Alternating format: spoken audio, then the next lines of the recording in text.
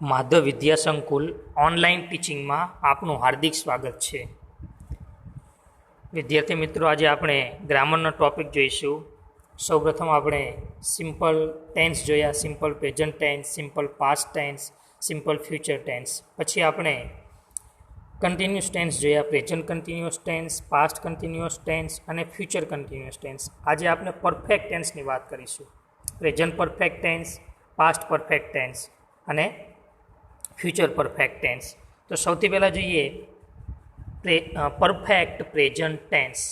Perfect એટલે પૂર્ણ, present એટલે વર્તમાન, ટેન્સ એટલે કાળ, પૂર્ણ વર્તમાન કાળ કે જે વર્તમાન સમયમાં પૂર્ણ થઈ ગયો. કાળનું નામ પરથી જ આપણને ખ્યાલ આવશે કે જે વર્તમાન સમયમાં પૂર્ણ થઈ ગયેલ હોય એવો કાળ એટલે પૂર્ણ વર્તમાન કાળ. જો એનો નિયમ સૌ પ્રથમ, હમણાં થોડા સમય પહેલાં જ પૂરી થયેલી ક્રિયા માટે તેમજ જે ક્રિયા અગાઉ થઈ હોય પણ જેની અસર હજુ અત્યારે પણ ચાલુ છે એમ દર્શાવવા પૂર્ણ વર્તમાન કાળનો ઉપયોગ થાય છે. સૌ પહેલાં નિયમ સમજીએ.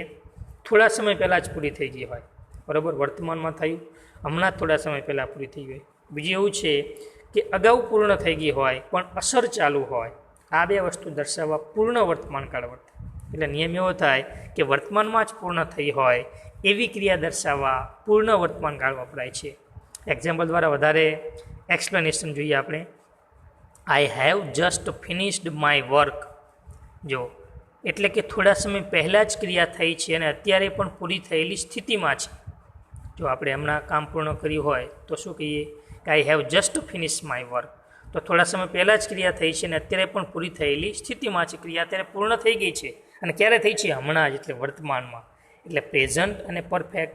ભૂતકાળમાં ગમે તે સમય, નીચે જો સમજૂતીમાં છે બધું, ભૂતકાળમાં ગમે તે સમયે ક્રિયા શરૂ થઈ હોય અને તે ક્રિયા હજુ પણ ચાલુ છે તેમ દર્શાવવા પૂર્ણ વર્તમાન કાળનો ઉપયોગ થાય છે. બીજો ઉપયોગ આવ્યો મિત્રો, ભૂતકાળમાં ગમે તે સમયે ક્રિયા થઈ હોય અને તે ક્રિયા હજુ પણ ચાલુ છે. જો Niteshbhai has been in Ahmedabad for 5 years. એટલે કે તે હજી પણ અમદાવાદમાં છે.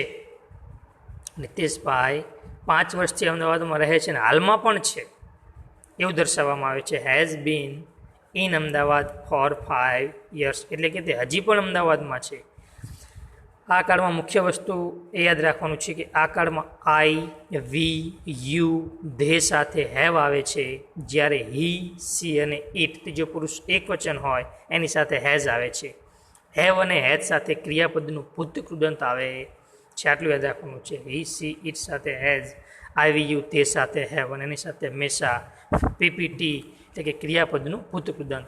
એની વાક્યરચના જોઈએ. કર્તા પ્લસ હેવ હેઝ પ્લસ ક્રિયાપદનું ભૂતકૃદંત પ્લસ કર્મ પ્લસ અન્ય શબ્દ. એક્ઝામ્પલ પહેલું, Shilpa has already done her homework. જો ડનની અંડરલાઇન છે મિત્રો, એ વર્બ 3 બતાવે છે. ક્રિયાપદનું ભૂતકૃદંત. શિલ્પાએ તેનું કામ પૂર્ણ કરી લીધું છે. They have never visited Una. જો વિઝિટેડની અંડરલાઇન છે, તેઓએ ઉનાની મુલાકાત નથી લીધી. નેવર વિઝિટેડ, કદી પણ લીધી નથી. Have you ever tested grapes. તમે ક્યારેય ગ્રેપ્સનો એ ટેસ્ટ કરેલો છે? ઉપરના વાક્યોમાં અંડરલાઇન કરેલા શબ્દો ક્રિયાપદના ભૂતકૃદંત છે. હવે વિદ્યાર્થી મિત્રો, એના ઓળખ સૂચવતા શબ્દો જોઈએ. તો પૂર્ણ વર્તમાન કાળમાં સૌથી ઉપર જુઓ. પૂર્ણ વર્તમાન કાળમાં ઓળખ સૂચવતા શબ્દો સામાન્ય રીતે હેવ, હેઝ અને ક્રિયાપદના ભૂતકૃદંતના રૂપની વચ્ચે જસ્ટ, મુખ્ય શબ્દો જસ્ટ છે કે હમણાં જ, જેનો અર્થ થાય છે હમણાં જ. એ સિવાય છે ઓલરેડી એટલે ક્યારનું, ઓલરેડી એટલે ક્યારનું. એવર એટલે ક્યારેય, કદી, એનો તેવો થાય એવર. પછી છે નેવર એટલે ક્યારેય નહીં, ઘણી વાર એમ. આ સિવાય અન્ય શબ્દો તરીકે યેટ હજુ સુધી, since, for, today, this week, this month વગેરે શબ્દો આવે છે. ઉપર આપેલ વાક્યરચનાને ઓળખ દર્શાવતા શબ્દો પ્રમાણેના વાક્યો. હવે આપણે એના દરેકને એક્ઝામ્પલ જોઈએ. શબ્દો આવે એના. She has just drunk T. એટલે કે તેને હમણાં જ ચા પી લીધી. I have already seen that film. જો ઓલરેડી શબ્દ આવે છે, મુખ્ય એક જસ્ટ આવે છે, એટલે કે તેને પેલી ફિલ્મો ક્યારની જોઈ લીધી છે. Have you ever travel by air, એટલે કે તમે ક્યારેય પણ એર એટલે કે પ્લેનમાં અથવા તો હેલિકોપ્ટરમાં ટ્રાવેલિંગ કર્યું છે. Pankaj has never smoke, never શબ્દ આવે છે એટલે કે પંકજે કદી પણ ધૂમ્રપાન કર્યું નથી.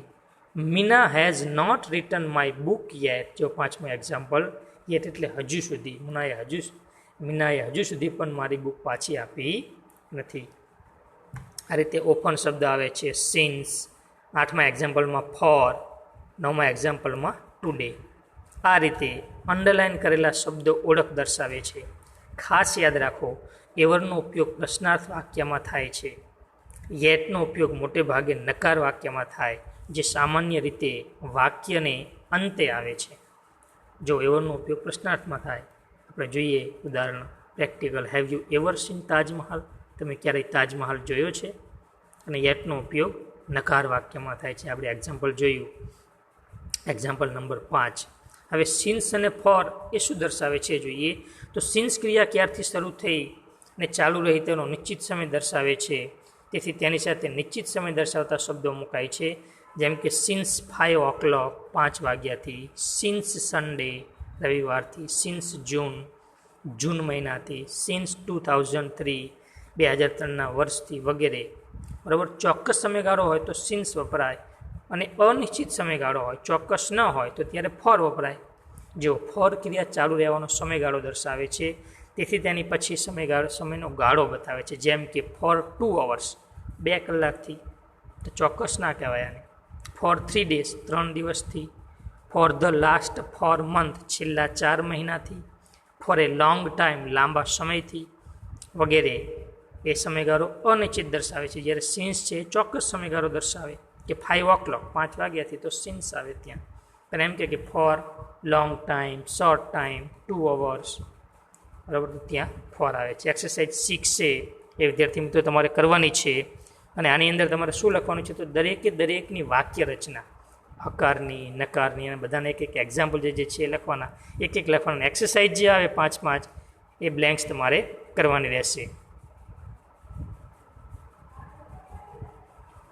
હવે વિદ્યાર્થી મિત્રો આની અંદર આપણે એ સૌથી પહેલાં નેગેટિવ સેન્ટેન્સ જોઈએ. તો નેગેટિવની અંદર પૂર્ણ વર્તમાન કાળમાં નકાર વાક્ય બનાવવા માટે હેવ કે હેઝ અને ભૂતકૃદંતની વચ્ચે નોટ મૂકવામાં આવે છે. જો એક્ઝામ્પલ, વાક્ય રચના પહેલાં કરતા હેવ કે હેઝ પ્લસ નોટ પ્લસ ક્રિયાપદનું ભૂતકૃદંત પ્લસ અન્ય શબ્દ. I have not eaten my lunch today. I have not eaten my lunch today. No, he hasn't returned from school yet. જો હેઝ પછી જ નોટ આવશે. જો હેઝનું ટુકડું હેઝન્ટ. ત્રીજામાં એક્ઝામ્પલ જુઓ, they haven't written any essay yet. તેઓ હજુ સુધી એક પણ એસે લખ્યો નથી. તો હેવ નોટનું ટુકડું હેવન્ટ, હેઝ નોટનું હેઝન્ટ. ખાસ યાદ રાખો, હેવ નોટનું ટુકડું હેવન્ટ થાય છે, હેઝ નોટનું ટુકડું હેઝન્ટ થાય છે. 6B પણ તમારે ઘરેથી હોમવર્કમાં કરવાની રહેશે. ઇન્ટ્રોગેટિવ સેન્ટેન્સ, પ્રશ્નાર્થ વાક્યો, આમાં હેવ કે હેઝ શરૂઆતમાં આવી જાય છે. જો વાક્ય રચના હેવ કે હેઝ પ્લસ કરતા પ્લસ ક્રિયાપદનું ભૂતકૃદંત પ્લસ કર્મ પ્લસ અન્ય શબ્દ પ્લસ પ્રશ્નાર્થની sign. Example first, has Prahlad ever gone to his uncle's house. શું પ્રહલાદ ક્યારે એના અંકલના ઘરે ગયો નથી? Have you ever met Amitabh Bachchan. શું તમે ક્યારે અમિતાભ બચ્ચનને મળેલા છો? તો હેઝ એવ શરૂઆતમાં આવી જાય, બાકી જે રહે છે તે પાછળ આવે અને પૂર્ણ વર્તમાનકાળની અંદર પ્રશ્નાર્થ વાક્ય કહીશું. હવે વિદ્યાર્થી મિત્રો આપણે એક્ટિવ પેસિવ જોઈએ કે પૂર્ણ વર્તમાનકાળમાં એક્ટિવ અને પેસિવ વોઇસની અંદર શું ફેરફાર થાય છે. તો સૌથી પહેલાં પૂર્ણ વર્તમાનકાળમાં આપણે જોઈ ગયા કે આઈ, વી, યુ, ધે સાથે હેવ આવે છે, જ્યારે હી, સી, ઇટ સાથે હેઝ આવે છે. હેવ અને હેઝ સાથે ક્રિયાપદનું ભૂતકૃદંત આવે છે. સૌથી પહેલાં એફર્મેટિવ સેન્ટેન્સ હકાર વાક્યનું એક્ટિવ પેસિવ જોઈએ. તો વાક્ય રચના એવી, તો કરતા પ્લસ હેવ કે હેઝ પ્લસ ક્રિયાપદનું ભૂતકૃદંત પ્લસ કર્મ પ્લસ અન્ય શબ્દ. પેસિવ વોઇસ હોય તો કર્મ plus have has plus been plus ક્રિયાપદનું ભૂતકૃદંત પ્લસ બાય પ્લસ કરતા પ્લસ અન્ય શબ્દ. આઈ હેવ, એક્ઝામ્પલ જેવો પહેલું, આઈ હેવ ડ્રાઈવન એ સ્કૂટર. તો સૌથી પહેલાં તમારે કર્મ શું છે આપણને ખબર છે, કર્મ કેવી રીતે મળે, શું અથવા કોને શબ્દો પૂછવાથી, તો એ સ્કૂટર એ કર્મ. હવે સ્કૂટર જોવાનું, એક વચન છે તો હેઝ લેવાનું છે, બહુવચન છે તો હેવ લેવાનું છે. આમાં ખાસ યાદ રાખવાનું છે કે ઉપરના વાક્યમાં જે છે એ નથી લેવાનું. જો ઉપરના વાક્યમાં આઈ સાથે હેવ છે પણ આપણે સ્કૂટર સાથે લેવાનું છે માટે હેઝ આવશે. તો એ સ્કૂટર હેઝ, પછી વધારામાં શું લખવાનું છે વાક્યરચના પ્રમાણે બીન, બસ ફક્ત બીન એક યાદ રાખવાનું છે. પછી વર્બ 3 તો ડ્રાઈવરનું ડ્રાઈવન અને બાય અને મી. આમાં એક ફાયદો એ થશે તમારે વિદ્યાર્થી મિત્રો, ઉપર જે આપેલું હશે વર્બ 3 જ હશે એટલે કે ભૂત કૃદંત જ હશે, એ તમારે નીચે લખી દેવાનું છે, શોધવું નહીં પડે. A scooter has been driven by me. બીજું એક્ઝામ્પલ જોઈએ. જો ઉપર હેવ છે તો નીચે હેઝ આવ્યું. Mister Pragnesh has checked some papers. તો some papers have been checked by mister Pragnesh. જો અહીં ઉપર હેઝ છે તો નીચે હેવ થઈ ગયું, કારણ કે મિસ્ટર પ્રજ્ઞેશ સાથે હેઝ આવે પણ સમ પેપર્સ બહુવચન છે માટે હેવ આવશે. તો some papers have been checked by mister Pragnesh.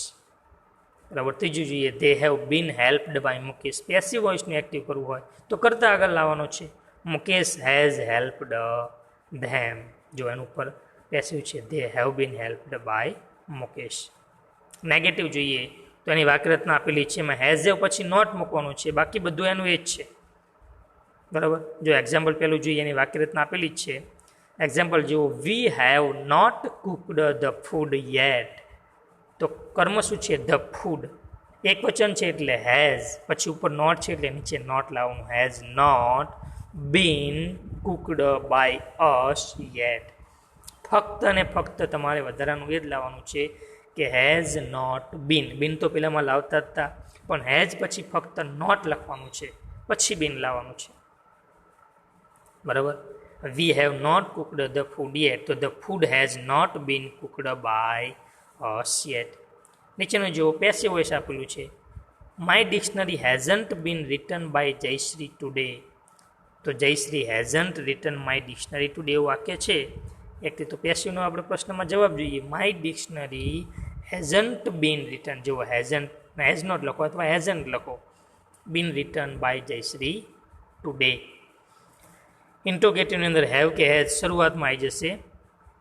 જો વાક્યરચના એક્ટિવ વોઇસ. હેવ કે હેઝ પ્લસ કર્તા પ્લસ ક્રિયાપદનું ભૂતકૃદન પ્લસ કર્મ પ્લસ અન્ય શબ્દ. પેસિવ વોઇસ જોઈએ તો હેવ કે હેઝ પ્લસ કર્મ પ્લસ બીન પ્લસ ક્રિયાપદનું ભૂતકૃદન પ્લસ બાય પ્લસ કર્તા પ્લસ અન્ય શબ્દ. જો એને એક્ઝામ્પલ જોઈએ. પૂર્ણ વર્તમાનકાળ. તો has mister Vadher repair his watch. તો સૌથી પહેલાં આપણે હેઝ લાવવાનું છે, પછી કર્મ લાવવાનું છે આની અંદર. તો હેઝ કઈ રીતે લાવવાનું? તો કર્મ એક વચન છે, હિઝ વોચ એટલે હેઝ લાવ્યા આપણે. Has his watch been repaired by mister Vadher. તો example 1. Has his watch been repaired by mister Vadher. ત્રીજું પેસિવ આપેલું છે. બીજું have you all journals been submitted by you. તો નીચે જવાબ છે have you submitted your all journals. બરાબર. તો ત્યાં આગળ હેવ આવ્યું, કારણ કે જર્નલ્સ બહુ વચન છે એટલે હેવ યુ સબમિટેડ. WH અને હાઉથી જોઈએ તો એની વાક્યરચનામાં એક્ટિવ વોઇસમાં WH કે હાઉ સૌથી પહેલાં, પ્લસ હેવ કે હેઝ જો વાક્યરચના છે, પ્લસ કર્તા પ્લસ ક્રિયાપદનું ભૂતકૃદન પ્લસ કર્મ પ્લસ અન્ય શબ્દ પ્લસ પ્રશ્નાર્થ. પેસિવ વોઇસ હોય તો WH કે હાઉ પ્લસ પ્રશ્નાર્થ પ્લસ હેવ હેઝ પ્લસ કર્મ પ્લસ બીન પ્લસ ક્રિયાપદનું ભૂતકૃદન પ્લસ બાય પ્લસ કર્તા અને પ્લસ અન્ય શબ્દ અને પ્રશ્નાર્થની સાઇન. જેવું example. Why has Bina made a cup of tea. તો સૌથી પહેલાં વાક્ય તેમાં WH અને હાઉ છે તો વાય પહેલાં જ આવશે. પછી જોવાનું એ કપ ઓફ ટી એક વચન છે એટલે હેઝ લેવાનું, તો હેઝ. હવે કર્મ શું છે? એ કપ ઓફ ટી. પછી બીન તો બીન મૂકવાનું છે. પછી વર્બ 3 શું છે? મેડનું મેડ જ તો મેડ. પછી બાય કરતા શું છે? બીના તો બીના. તો શું બનશે? Why has a cup of tea been made by Bina. Where has my book been put by you. તો નીચે આપણે પહેલાં જુઓ જવાબ એનો. તો where have you put my book એ પ્રશ્ન છે, તો જવાબ શું બનશે? વેર. હવે બુક એક વચન જ છે એટલે has. Where has my book been put by you. બરાબર. WH વુ એટલે કે વુવાળા હોય તો એનું એ થોડો ફેરફાર થાય છે. શરૂઆતમાં બાય વુમ આવી જાય છે. જો વુ પ્લસ હેવ કે હેઝ એક્ટિવ વોઇસની વાક્ય રચના જો એની WHO વુની પ્લસ ક્રિયાપદનું ભૂતકૃદન પ્લસ કર્મ પ્લસ અન્ય શબ્દ. તો પેસિવ વોઇસની અંદર બાય વુમ વુની જગ્યાએ ફક્ત બાય વુમ લખવાનું છે. પ્લસ હેઝ હેવ પ્લસ કર્મ પ્લસ બીન પ્લસ ક્રિયાપદનું ભૂતકૃદન પ્લસ અન્ય શબ્દ પ્લસ પ્રશ્નાર્થ. જો પહેલું example વુ has won the competition તો વુની જગ્યાએ ફક્ત બાય વુમ શરૂઆતમાં જ લખી દેવાનું. પછી જોવાનું કોમ્પિટિશન એક વચન છે કર્મ એટલે હેઝ લખવાનું, હેઝ ધ કોમ્પિટિશન. હવે શું વધ્યું તો બીન અને વોન. હવે ફરીવાર બાય નથી લખવાનું, ખાસ યાદ રાખજો બીન બાય આગળ આવી ગયું છે બરાબર, એટલે બીન અને વોન. બીજું જો by whom have the classroom been swap today તો જવાબ થયો who has swap the classroom today. તો ઉપર જો વુની જગ્યાએ બાય વુમ પછી હેઝ ક્લાસરૂમ્સ છે એટલે have by whom have the classrooms કર્મ બીન સ્વેપ્ટ ટુડે. બસ વિદ્યાર્થી મિત્રો નીચે એક્સરસાઇઝ 5 અને જેમ કહ્યું વાક્ય રચના બધાને લખવાની છે. હકાર નકાર પ્રશ્નાર્થ એક્ટિવ વોઇસ પેસિવ વોઇસની બધાને એક એક્ઝામ્પલ અને એક્સરસાઇઝ 5માં જે વાક્યો છે 12 એ 12 વાક્યો કરવાના રહેશે. પ્રણામ.